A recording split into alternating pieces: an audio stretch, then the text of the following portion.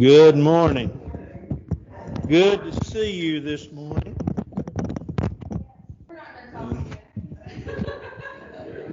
It's all right, I'll just talk over you. Nehemiah chapter 2. Nehemiah chapter 2. We began last week, Nehemiah chapter 1, and there we began the story of Nehemiah. It's a great little story, to say the least. It's of a time in which Israel had been taken away into Babylonian captivity, and they'd come back. And they came back really in three stages. And it took 75 to 100 years, depends upon whose chronology you look at. We'll just say 100 years. They first came back under Zerubbabel, the first 6 chapters of the book of Ezra, and then the second half of Ezra looks at Ezra's return. Zerubbabel's return was basically to sort of rebuild the city, and Ezra's return in leading some of the captives back was for the purpose of a revival spiritually. When we get to Nehemiah's time, and that's a few years after Ezra's time, when we get to Nehemiah's time, Nehemiah is serving the king. Persia has, by the way, taken over, and that's why the children of Israel are allowed to be going back to Jerusalem. But Nehemiah is a cupbearer. He's a cupbearer to the Persian king. And in serving the Persian king, we talked about how that as a cupbearer, that was a very good position to be, because you were next to the king. You didn't just taste his wine for him to make sure he didn't get poisoned, but you also were a confidant of the king. And so Nehemiah, in serving in that particular capacity as the cupbearer, was in a place of position. There comes some, Nehemiah's brother, one of them, that comes back from Jerusalem and gives a report. And the report, as Nehemiah asked, how's Jerusalem? How's if you will, the mother city? How's it doing? And the report that the brother gives back along with those that are with him is not a good report. Basically, the walls are laying, nothing's been done. They were destroyed. They were destroyed when Babylon came through and destroyed them, and we've basically let them sit there. Now, we have to remember, and we go back to the book of Ezra. We go back to Ezra, the 4th chapter, and we find out that during the time which Zerubbabel led the folks back, that the Persian king had made a decree: no more rebuilding of the walls. And so here you have, like say, 7,500 years later, you still don't have the walls rebuilt. And so part of that is because of the decree that was made. But I also wonder if part of it's not because the folks just didn't put an emphasis upon it. And they didn't get a little excited about it. Well, the report comes back, the walls are still down. The walls are still in terrible shape. So basically, Jerusalem sat then as a city that was not fortified, a city that could be run over, that folks could take over, that another country, if at that point in time the Medo-Persians were in power, but if there were other powers that wanted to come and take over Jerusalem, they could do it. If they wanted to come and destroy it, just like Babylon had in 606, that would have been something that would have been a great possibility. So Nehemiah understands the importance of rebuilding the walls, and that's where we kind of start then in Nehemiah chapter 2 this morning. It came to pass in the 4th month of Nisan. Actually, the Hebrew is Nisan. In the 20th year of King Artaxerxes, when wine was before him, I took the wine and gave it to the king. Now I had never been sad in his presence before. Nehemiah helps us out. I want you to think. If you go back and you're there in your Bible and you look in Nehemiah chapter 1, it talks about the month of Chislev. Now we're all of a sudden at Nisan or Nisan. the month of Nisan. We're 4 months later. So in other words, there's a jump from chapter 1 to chapter 2 of 4 months. So Nehemiah has been rumbling in his head, thinking, tumbling in his head, everything he heard from his brother in chapter 1 for about 4 months. And so Nehemiah says, I was in the presence of God, or the presence of the king, Artaxerxes, but he says, now, I had never been sad before in his presence. That was important. Why would Nehemiah include that, and why would that be important? Okay, it's important that he's sad so that the king will question him. Why had he never been sad in the presence of the king? Why would he include that? Yeah. The kings, here's what the kings didn't want to be. They didn't want to be sad, and they didn't want to think about death. They didn't mind thinking about killing people, and they didn't mind thinking about taxes. But they didn't want to be sad.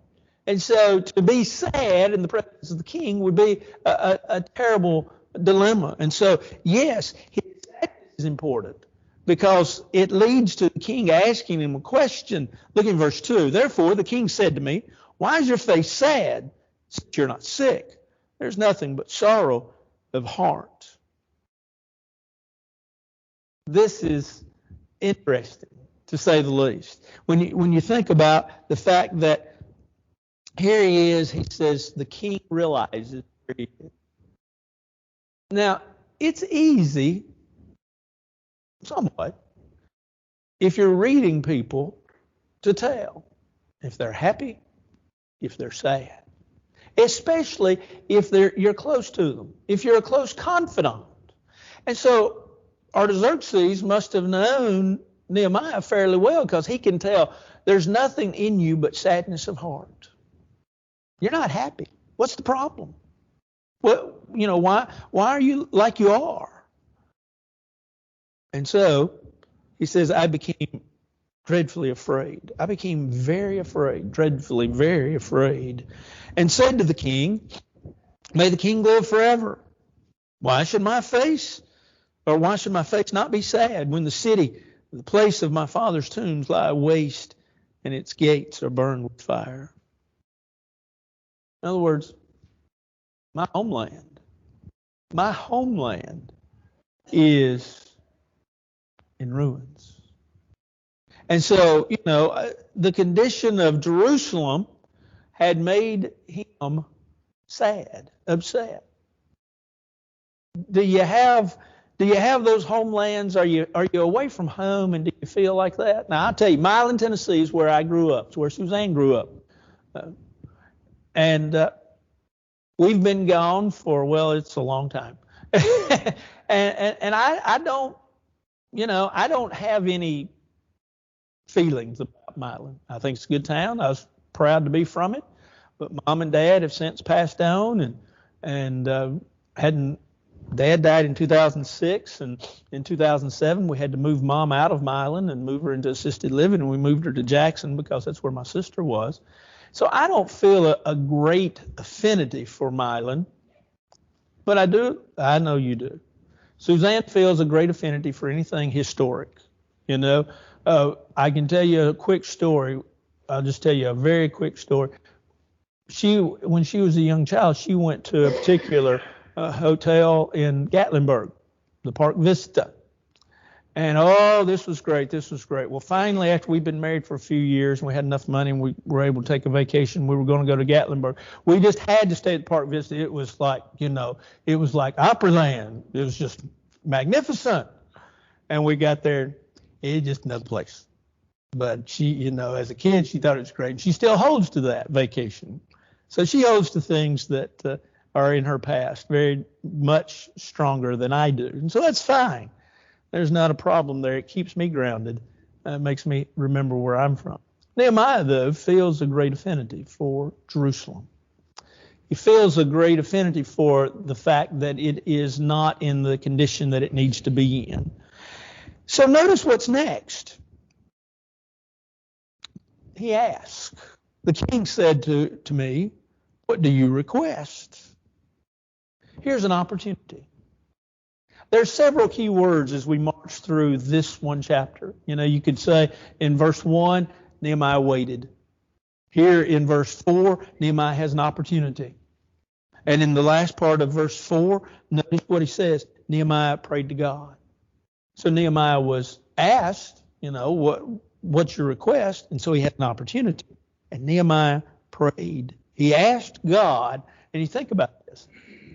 It seems, at least from this text, that Nehemiah is sad. The king says, what's wrong? There's sorrow in your heart. And Nehemiah says, well, homeland is in ruins. And so the king says, what do you request? And then there's some time.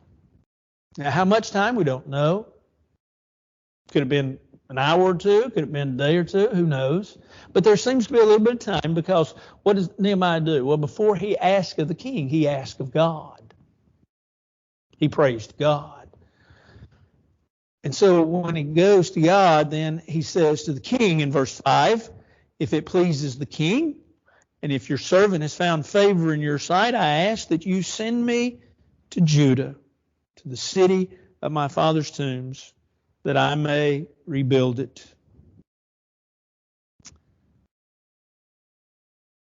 There's a question in my mind, and I do not have an answer for. Exactly, and I've tried to read some history on this several times before, and even this past week, how much of Jerusalem was still in ruins. We know that the walls were, and we know that that was Nehemiah's big plan, if you will, and that's what he will do as we read the rest of this story in the book of Nehemiah. But the city is in ruins. How much of the city is in ruins, we're not told. That's not the project that Nehemiah is going to work on. But Nehemiah is intent on going back and rebuilding. Send me to Judah. He wanted to go back, and he wanted to go back home. Send me to where I can do some work. So the king said to me, the queen also sitting beside him. How important was that? Well, it was important for the king, at least, because if she said anything, then, there's trouble. But she's sitting beside him. And here's what the king says. How long will your journey be? When will you return? So it pleased the king to send me, and I sent him a time. So here's the question. How long are you going to be gone, and when are you going to come back? What does that tell us? What does that tell us about Nehemiah's service to Artaxerxes? He's highly thought of. In other words, he doesn't say, okay, let's do this. You can go on and go to Jerusalem. When are you going, or when, how long are you going to be gone? And so he said, the king sent him. Verse 7, furthermore, I said to the king, if it pleases the king, let letters be given to me, the governors of the region beyond the river, that they must permit me to pass through till I come to Judah, and a letter to Asaph, the keeper of the king's forest, that he must give me timber to make beams for the gates of the citadel, which pertains to the temple, for the city wall, and for the house that I will occupy. And the king granted them to me according to the good hand of my God upon me. What is Nehemiah asking for? Letters. What are these letters? Permission, yeah. Permission to pass through the territories. Notice that he's also talking about permission with regards to timber. Now, why does he want the wood? Look in verse 8. For the beams of the gates of the citadel or the palace, which pertains to the temple. This was, if you look at the temple, this would have been the northwest corner of the temple. Also for the city wall and for the house that I will occupy. What do you get a sense, when you look at that, what do you get a sense of?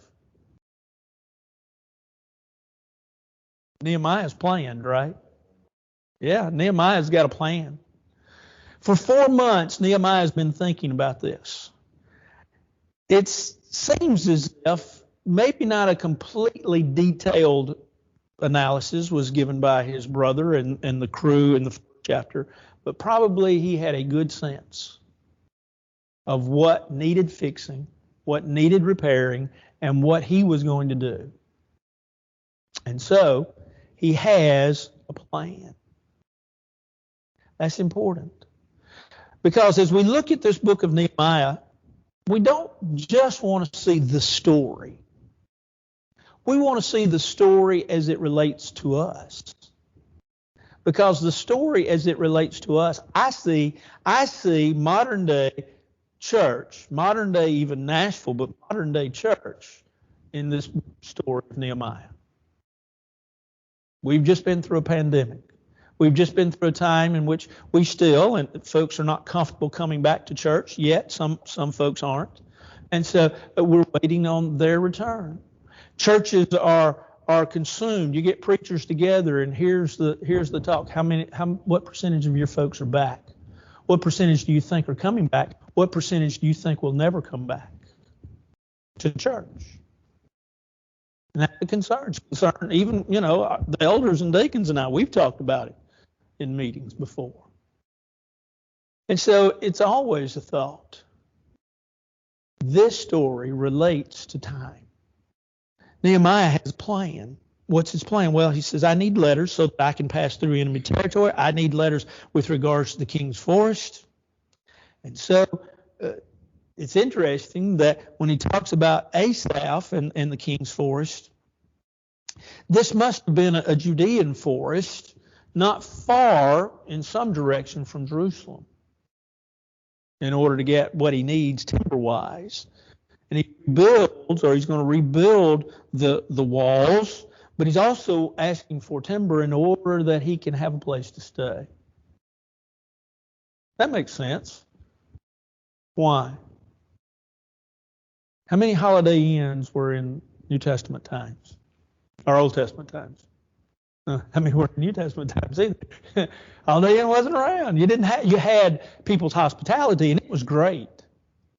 But that was all you had.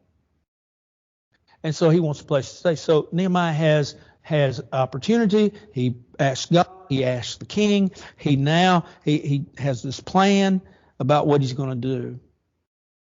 And then verse 9 says, Then I went to the governors in the region beyond the river and gave them the king's letters. Now the king had sent captains of the army and horsemen with me. When Sanballat the Hornite, Tobiah the Ammonite official heard of it, they were deeply disturbed. A man had come to seek the well-being of the children of Israel.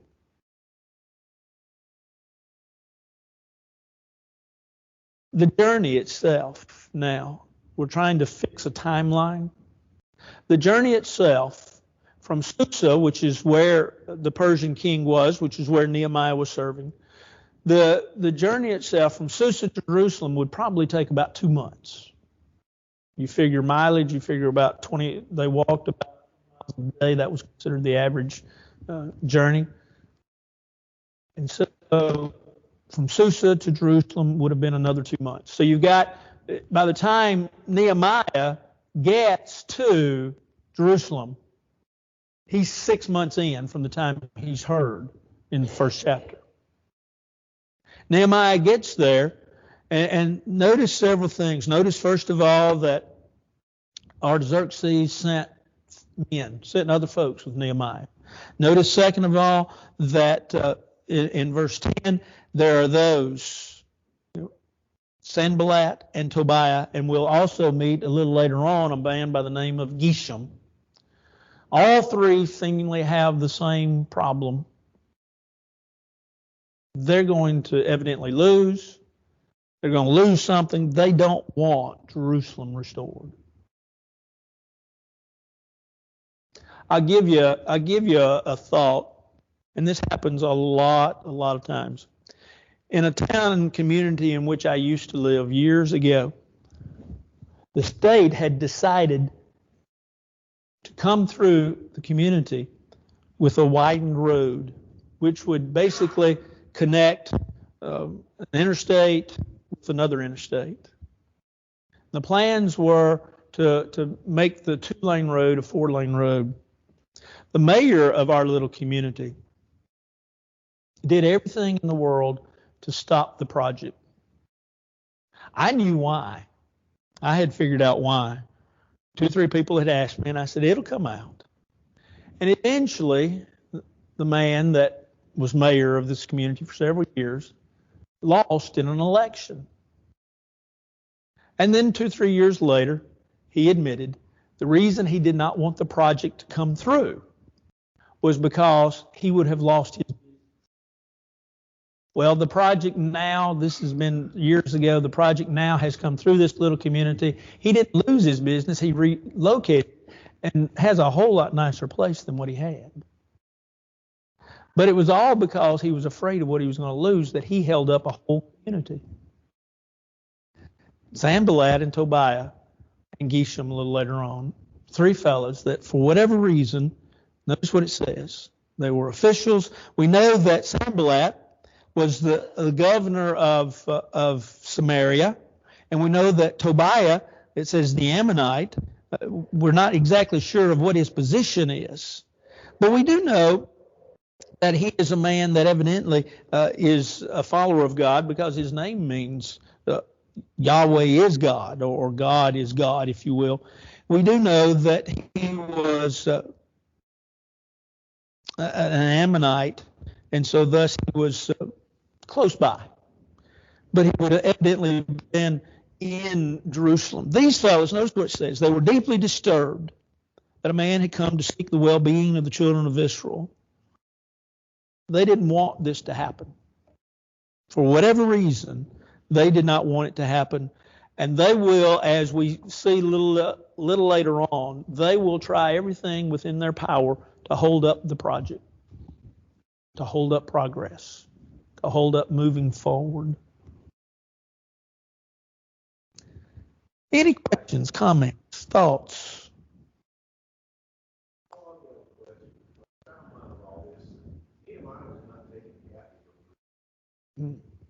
No. He's never even seen the city to know what he's missing. More than likely, he's never seen the city. That's right. That's right. More than likely, he's never seen the city. Yeah, it's just his homeland. Like he's going home. Right. That's right. Anything else?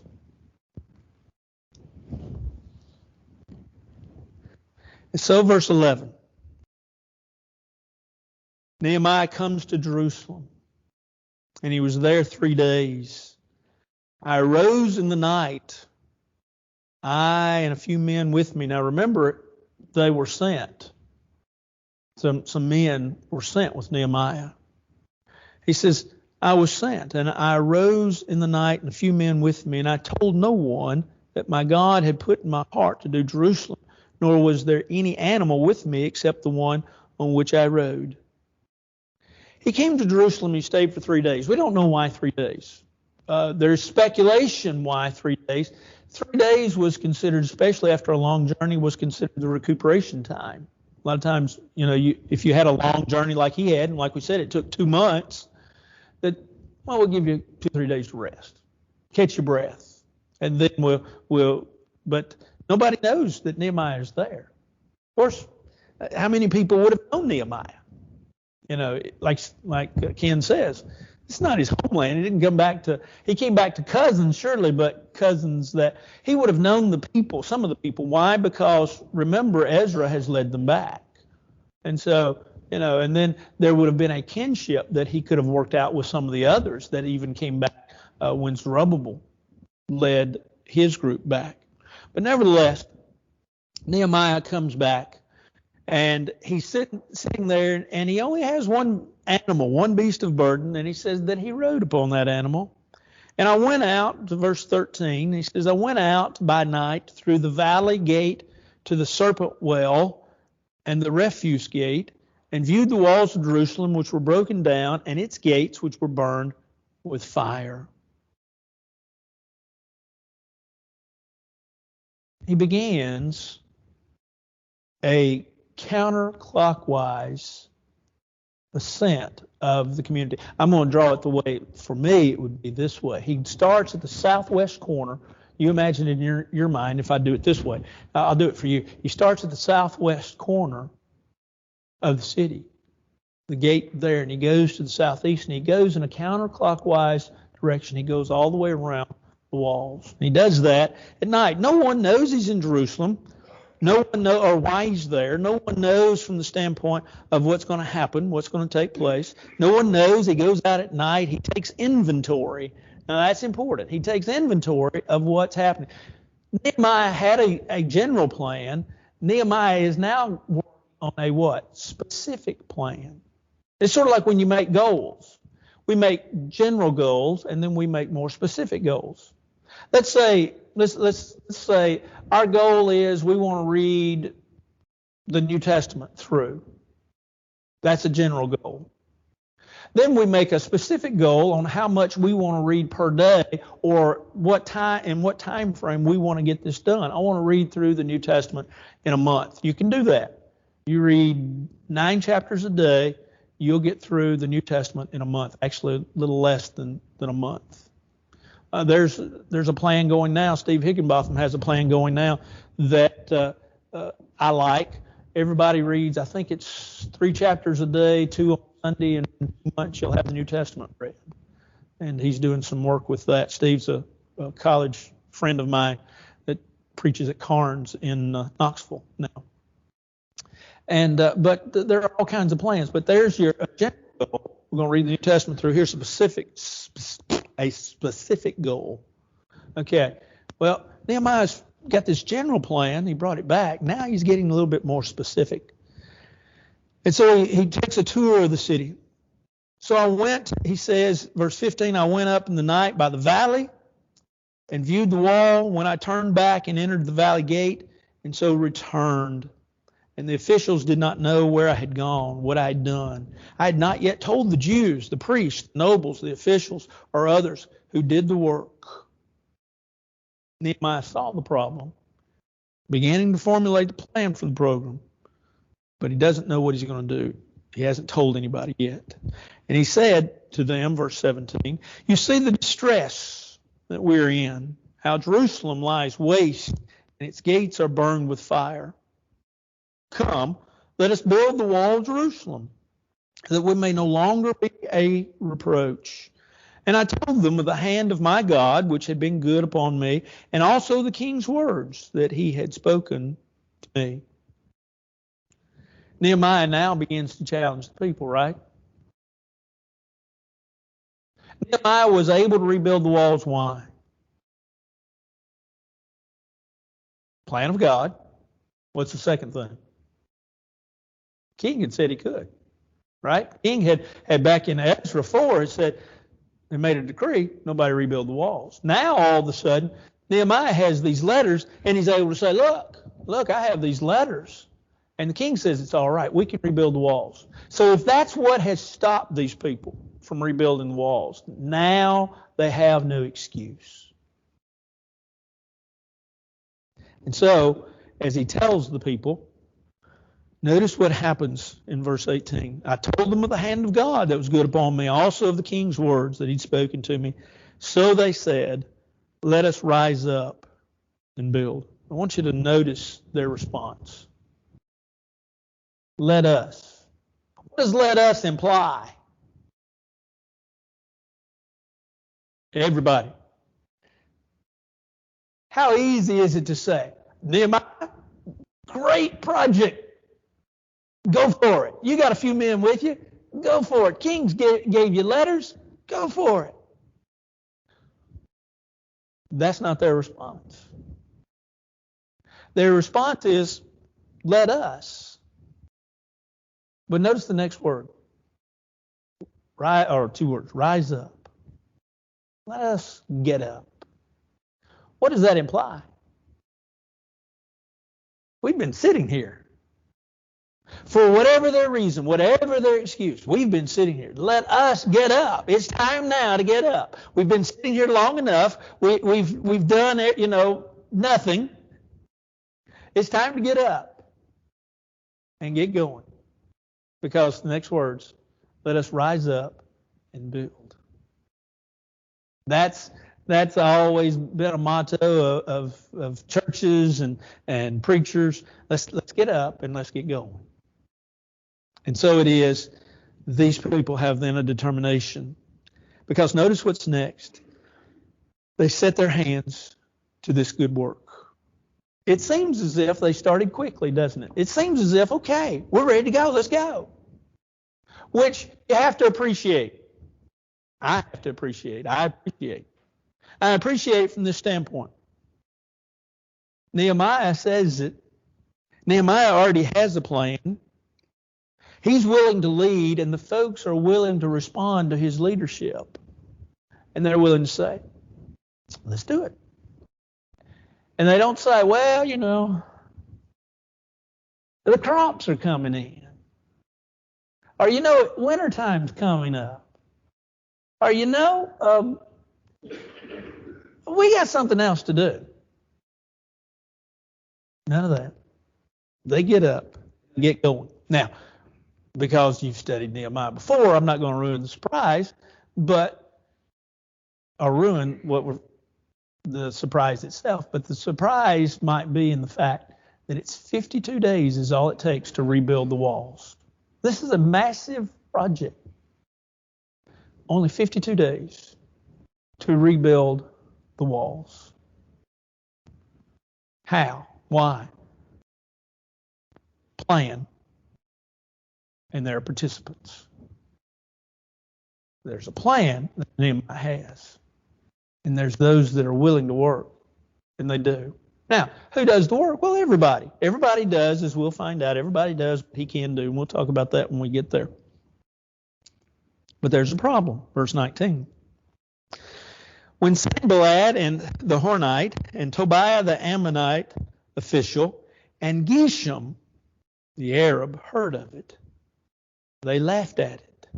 They laughed at us and despised us and said, what is this thing that you're doing? Will you rebel against the king? There's always naysayers. Now, evidently, too, they are still working or operating under the idea that the king stopped this. And we're going to make sure you do what the king says. But there's always somebody, isn't there? There's always somebody. It's sort of like the old preacher story of the man congregation that were having a business meeting once, and there was always a good brother that was he's always against whatever came up. He was always against it. And so he came into the business meeting one day, or one Sunday he came in and he was late. And as he was walking in to sit in his seat, he said, I don't know what you're talking about, but I'm against it. Well, there's folks that are like that. The story told of a community in which we live, 2 or 3. Well, let's see. At that time, it was before we lived there, but there would have been at least 2 folks that were members of the church that were on the city council, and the council had decided that they were going to build a new city hall, and in that city hall there would be a conference room for them to meet. And there was one precious lady that loves Suzanne and I dearly. She was against spending money. She didn't spend any money for herself, but she was against the city spending a penny. I guess she wanted a savings account for the city. But anyway, she was against it. And so they had appropriated the money because they went over, they went over her head, and they got it appropriated, and they were in the process of fixing this nice city hall and this nice room. And so the council took up the idea of buying new furniture for the room. And I was told by a man that was not on the city council, he said it was embarrassing. He said they literally sat in chairs that were busted and in bad need of repair. He said in the table that they sat at was terrible. He said it was just awful. And he said so they were setting aside this money then to buy the furniture and order the furniture, and this sweet sister that, like I say, loves Suzanne and I dearly, she was against spending money, and she said, no, we can't do that, we're not going to do that, and blah blah blah blah blah. And make a long story short, one of the sweetest gentlemen he has since passed that you would have ever met, and very kind, meek, mild-mannered individual that was also a member of the church, sitting on city council, and he called her name, and he said, I tell you what, he said, we'll save the chair you're sitting in right now for you, but for the rest of us, we're buying new chairs. Well, I tell the story just to tell you this. There's always somebody that's going to say no. And sometimes leaders just have to say, we're going to do it anyway. We don't want to make you mad, and they try to smooth up, but we're going to move forward.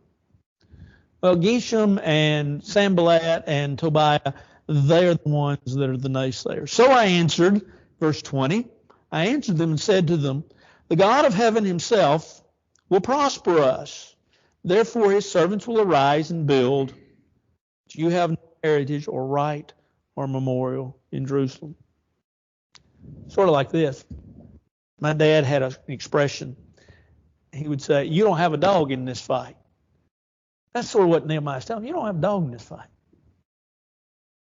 So we're going to go on anyway. God's all for this. God's going to profit us. God's going to make sure that he's going to protect us and provide for us. We're going to prosper. Everything's going to be all right.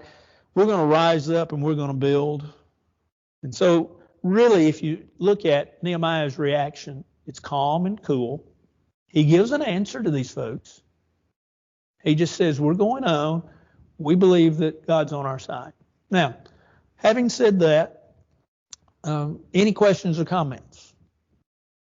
Thoughts? Glad to entertain all of them.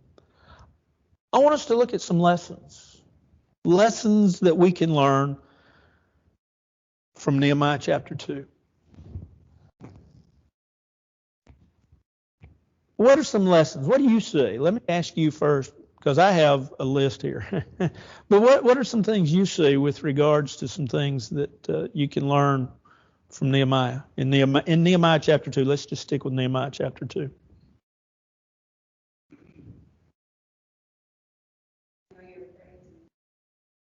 Yeah. You might be afraid.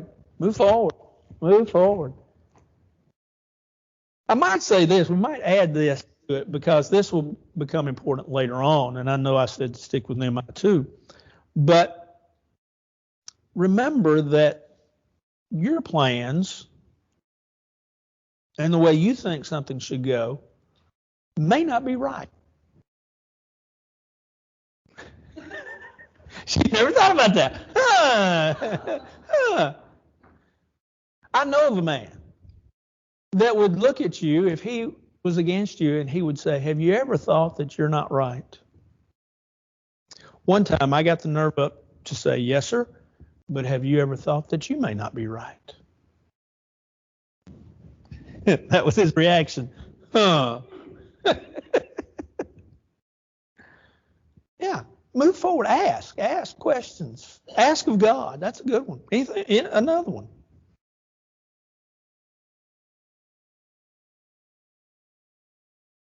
Well, let me start you off. Give you a couple. How about the fact that it's all right to care? It's all right to care. Nehemiah cared about Jerusalem. He cared about what was happening to the city. He cared about the people. He cared about his God. What he did is he worked within the confines of getting the king's approval. He worked within the confines of the people because he cared enough to them to take this plan to them. He didn't just, if you stop and think about it, he could have come in. He could have come running in to Jerusalem. He could say, I got the letters. We're going to rebuild the wall. Y'all, let's get busy. And that wasn't his style of leadership. But that wouldn't probably been effective either. He cared. So he cared about the people. He cared about the project. He cared about God. He cared about the king. Maybe another. And then maybe you've thought of one or two since then. How about the difference that one person can make? Just Nehemiah. Because when you sit back and look at this, what do you think about? What were all these people doing all these years? Why haven't they? And maybe they had. Okay? Maybe they had sent word back to the king. Hey, can't we rebuild our walls? Let's be honest, from a standpoint of a Persian king miles away, it was really of more benefit to him that Jerusalem stayed vulnerable, right? Than be fortified. Why? Because if they all of a sudden wanted to come back in and take Jerusalem over, because if Jerusalem becomes fortified, then what do they become? They become their own little city, right? They get their own little power. They don't have to listen to the king way back over here in Persia. So, one man, the caring of one man can make a difference. I was just sitting at my desk this week and I thought, think about the major characters of the Bible, not the minor ones, but just think about the major ones. Think about how that one man made a difference. Abraham, Joseph, Moses, Joshua, ladies, Esther, Deborah, David, Paul, Peter. Think about how just one man made a difference. Thought about, here's maybe more of a lesser character in the Bible. Would Paul have ever gone on his first missionary journey if it hadn't been for Barnabas? I don't know. We'll never know. But just one man. And that one man doesn't always have to be the one that stands up front and is the cheerleader and the rah-rah person. It could be just one person behind the scenes. Behind the scenes people are important. But just one person can make a difference. What are some other lessons that we might learn? Oh, I can't answer questions. Where are the lessons? Now you have great questions. What?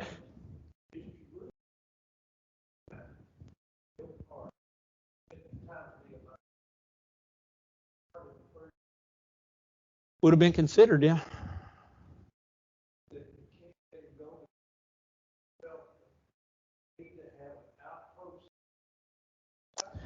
Yeah, that's a great assumption. I mean, I think so. I think that you have to assume, or I do. I have to assume that the king was concerned enough about Nehemiah and Nehemiah's concerns. But you also have to realize that the king's not going to do something unless it also benefits him. So I think you're right.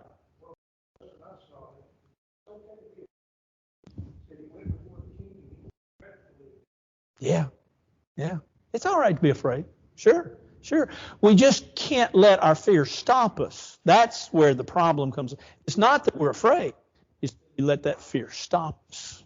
So, yeah, it's all right. I've been afraid. Sometimes I'm afraid. Suzanne makes me afraid sometimes. See, now I'm really afraid about going home and eating lunch now after that look. Come here. Just hope I can still eat. Yeah, probably. Don't tell her that.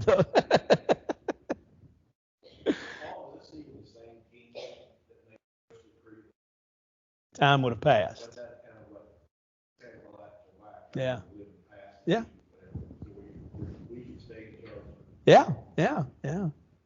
Power corrupts. The lesson of power corrupts. Don't, and the fact, a great lesson there is that we can change. We can change. And putting that in modern day terms of church, I've noticed that's one of the things that the churches are doing. They're really changing their Sunday night approach. They're opening back up. One congregation that I know I've spoken at 2-3 times, I noticed that they've restructured their whole Sunday nights. They're basically, their preachers, what did I tell you? He's not going, he will preach one Sunday night of the month. But then they have something, the young men are going to do one Sunday night, and there's going to be a question and answer period, I think, with the elders one Sunday night of the month. I think they'll soon find that their plan is a little bit too small. They'll have to broaden it, because I found that after you ask elders questions, after 1 or 2 months, there's no more questions. And that's not a slam on anybody. It's just elders listen, they do. And as they listen and do, then eventually it becomes to a point where there's just nothing else to ask. It's sort of like my father told the time that he worked in a plant for a period of time, and they were not unionized, and the plant did not want to be, of course, the leaders of the plant did not want to be unionized, and they did everything they could to, they gave a really good wage, had good benefits, and monthly they would have meetings with their men and women to see what they could do to help plant. And so they would have donuts and coffee sort of in the break room at break time when they did these meetings. And some of them got complaining that the company ought to save the money and not buy the coffee and not buy the donuts, and they could give them that money to the workers. And so the manufacturing folks said, well, we'll teach y'all. We quit doing the meetings. So, you can complain and get yourself into a lot of trouble too. So, but yeah, changes good. Any other lessons? Well, how about the lesson of getting up and get going? Don't just sit there. They had sat there for a long time. Now, granted, as we've said, let's give them the benefit. They didn't have the okay from the standpoint of the king. But they hadn't made preparations. And so I think then there's another good one. Good preparation is important. Usually in anything, there's a need. In seeing the need, the first thing you need to do after you see the need is you need to do your homework. I think doing your homework is important. Now, I'm not just talking about a kid doing their homework from school, but I'm talking about folks often come with issues, but they haven't figured out the solution to the issues, and part of it is because they haven't done their homework. They haven't figured out, we do this, and we don't like this. Okay, you don't like it, but why do we do this? Well, I hadn't thought about that. Maybe you need to. So, first of all, see a need, do your homework. Thirdly, after you've done your homework, plan. Make a plan. While you're doing all of that, pray. Then you need to set out your plan. So you get started. And how do you get started? By setting out your plan, showing the people, showing others, hey, this is what we need to do. This is how we want to do it. This is how we want to accomplish it. Getting everybody on your side. And then put that plan into motion. Get it started.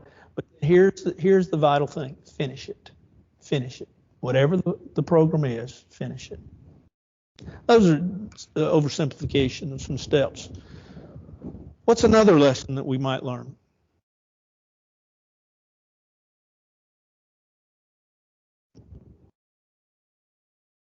How about this? Success comes from and with others. Who are the major players that help Nehemiah?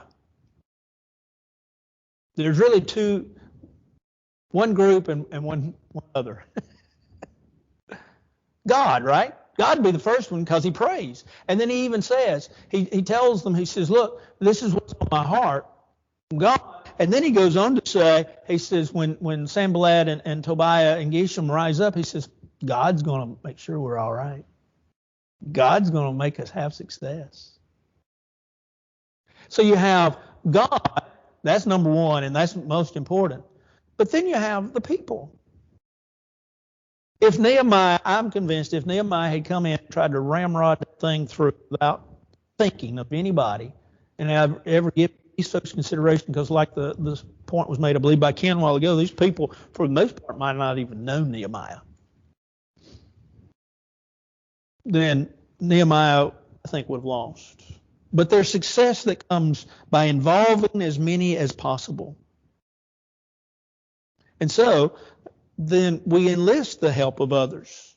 We enlist the help of others to go forward, to move forward.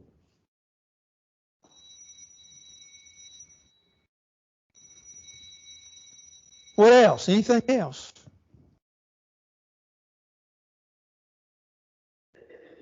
Well, how about let your caring motivate you?